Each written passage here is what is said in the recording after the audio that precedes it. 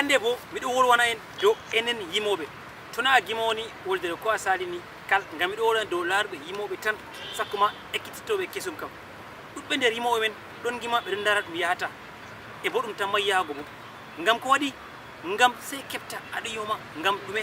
ngay andi haji tamen ɗo ɗuɓɓe ɗon gima goɗɗo feere ɗo yima ngam o laari gimowo ɗo yima ɓeɗon dokkitirum dardia to yaade fijire o ɗofta ɓe ɗo ɓamtirum kanko bo suno ko pat o yima ngam man goɗɗo feere bon andi ha nder men ɗo yima peut-être ngam rewɓeji ko nandi banni ɓe ƴewnamo gallo kañum tan goɗɗo feere kam yimanta goɗɗo feere bo andi rewɓe feere ɗon yima ngam ɓe dokkita ɓe dardia ko foti ɓe pat ɓe keɓata ɗum ceede ko nandi banni goɗɗo feere bo ɗo yima kanko heɓa ceede je waɗa haaje mako non tan e goɗɗo feere bo tan ɗo yima o wartira ɗum sana'a o jogi ɗum juuɗe ɗiɗi o andi ko huwata waɗatan ko ɗum mari haaje kamɓe ɓe ɓuri famnugo eno gatta ha aɗa huwa kugol ma ɗum ɗo yahane kirtaya Seldjam TV siriya werde yimoɓe fulfulde be Mohamed Lamin min wonte Mohamed Lamin promoteur culturel mana ɗofto al'adaji men yimoɓe ha Seldjam TV kala woldeji min bolontorno pat to gode haaje nantagol mum largo ɗum ha fada amin ha WhatsApp ha Seldjam TV malla bo ha chaine amin ha YouTube ha Seldjam TV malla bo ha Facebook ha page e monte Seldjam TV miɗo wola dow yimoɓe eno gatta ha gima hundama ɗum ɗo yahane ɗum ɗo ko woni très bien to haydi ha kugol ma won yaha ko kam to heɓoto kam se gara école de la musique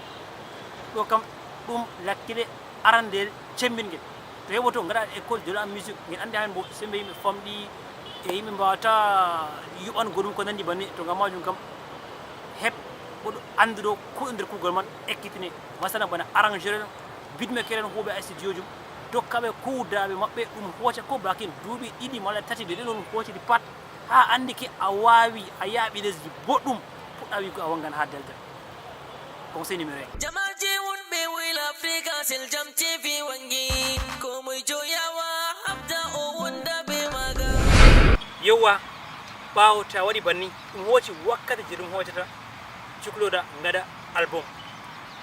ko wiyete album mo andumi kam wonan kombi gimi jeeɗiɗi malla ko jeego gotol ɓe mbiya single ya gowatati ɓe mbiya maxi single waɗi bakin jeeɗi ɓe mbiyan album gaɗa ko 7 titre tawaɗi album tokkoɗa kono ha gonɗa ha délégation des arts et de la culture gaɗa koye mbiyata attestation ɓe album maɗa attestation des artistes musique gaɗa attestation ma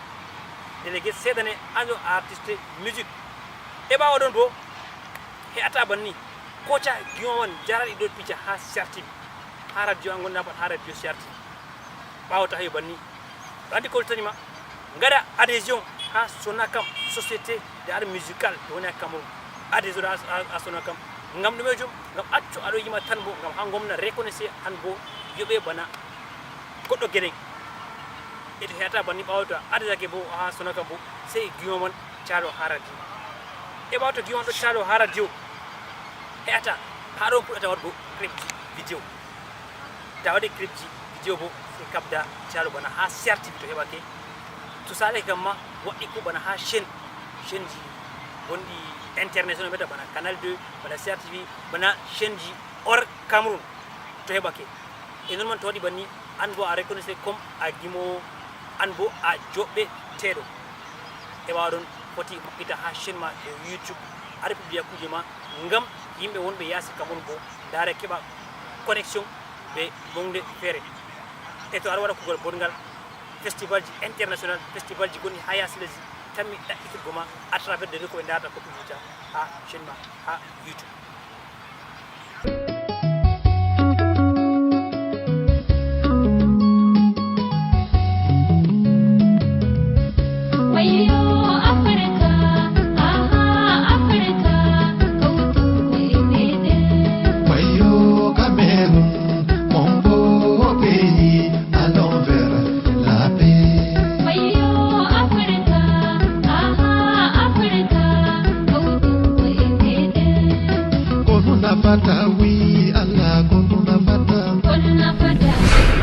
yewa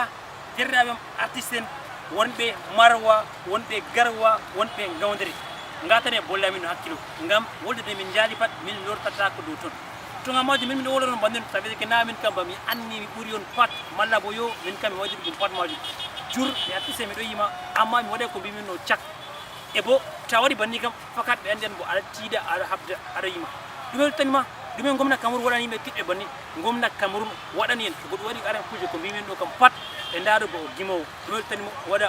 o monta dossier mako woodi ko ƴewta compte d'affectation spécial ɗo gomna Cameroun waɗi gam ha o hollita kala yimoɓe pat monta dossier ma kolla a gimowo nda effort ji ko limtori no pat a waɗi gomna Cameroun to Allah moyi holliti gam majum no gatta momta compte d'affectation spécial